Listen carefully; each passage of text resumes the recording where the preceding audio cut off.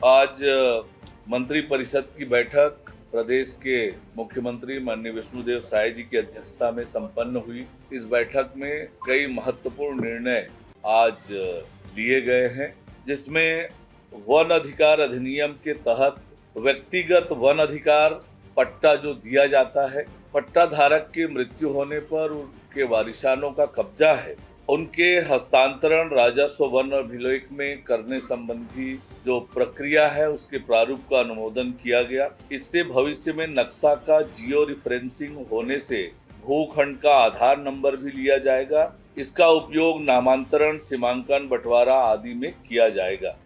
इसे लेकर दिक्कत आ रही थी, जिनके वनाधिकार पट्टा मिला हुआ है, तो उनकी समस्याओं के समाधान के लिए ये निर्णय लिया गया है। प्रदेश में गुणवत्ता युक्त शिक्षा व्यवस्था के लिए मंत्री परिषद ने राष्ट्रीय शिक्षा नीति 2020 को छत्तीसगढ़ में पूर्ण रूपेण लागू करने का निर्णय लिया गया है।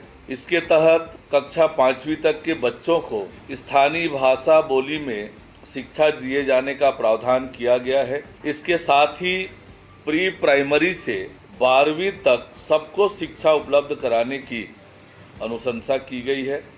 नवीन शिक्षा नीति के तहत समतामूलक और समावेशी शिक्षा प्रदान करने के साथ ही प्रचलित शैक्षणिक संरचना 10+2 के स्थान पर 5+3+3 पर 4 लागू किया गया है।